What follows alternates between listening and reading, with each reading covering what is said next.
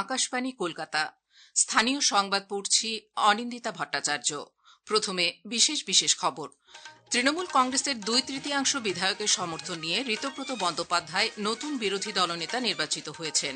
এর ফলে তৃণমূল কংগ্রেসের বিভাজন স্পষ্ট হল। রাজ্যে সামাজিক সুরক্ষা প্রকল্প অন্নপূর্ণা যোজনার আজ আনুষ্ঠানিকভাবে সূচনা করেছেন মুখ্যমন্ত্রী শুভেন্দু অধিকারী। এই প্রকল্পে প্রায় 2 কোটি মহিলা উপকৃত হবেন।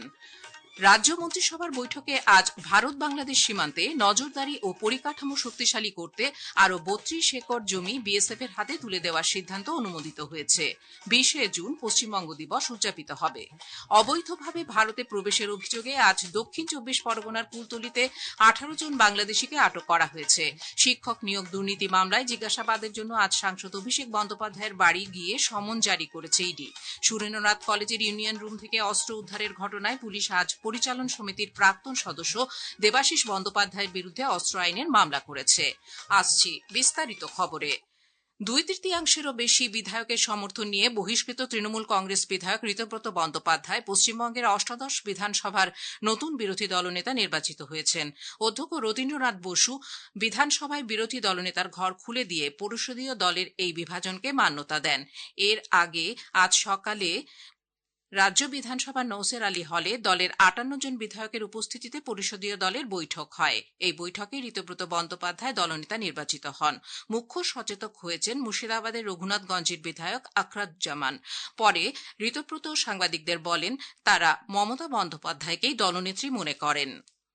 অষ্টাদশ পশ্চিমবঙ্গ বিধানসভার তৃণমূল কংগ্রেসের যে পরিষদীয় দল, সেই পরিষদীয় দলে কোনো নেতা নেই, পরিষদীয় দল একটা টিম। কারণ আমরা এই মনোভাবের বিরুদ্ধেই লড়াই করেছি সবাই মিলে, যে কেউ নেতা কেউ ভৃত্য, এটা নয়, এটা গোটাটা একটা টিম। ঘটনাচক্রে তার একটা জব ডিস্ট্রিবিউশন হতে পারে, কারোর নাম বিরোধী দলনেতা, কেউ মুখ্য সচেতক, কেউ উপদলনেতা, কিন্তু এটা গোটাটা একটা 58 জনের টিম আপাতত। আগেই জানানো হয়েছে, তৃণমূল কংগ্রেস শোভনদেব চট্টোপাধ্যায়কে বিরোধী দলনেতা, অসীমা পাত্র ও নয়না বন্দ্যোপাধ্যায়কে উপনেতা এবং ফিরহাদ হাকিমকে চিফ হুইপ হিসেবে ঘোষণা করেছিল। যদিও আজকের ঘটনাক্রমের পর এর আর কোনো মান্যতা রইল না। এদিকে দলের সমস্ত সাংগঠনিক কমিটি ভেঙে দেওয়ার কথা ঘোষণা করল তৃণমূল কংগ্রেস। আজ অল ইন্ডিয়া তৃণমূল কংগ্রেসের তরফে এক্স হ্যান্ডেলে পোস্ট করে জানানো হয়েছে, পশ্চিমবঙ্গে অল ইন্ডিয়া তৃণমূল কংগ্রেসের সমস্ত সাংগঠনিক কমিটি এবং দলের সমস্ত শাখা সংগঠনকে ভেঙে দেওয়া হচ্ছে। আরও জানানো হয়েছে, দল প্রতিটি স্তরে আত্মসমালোচনা, কাজের মূল্যায়ন এবং সাংগঠনিক পর্যালোচনা শুরু করবে।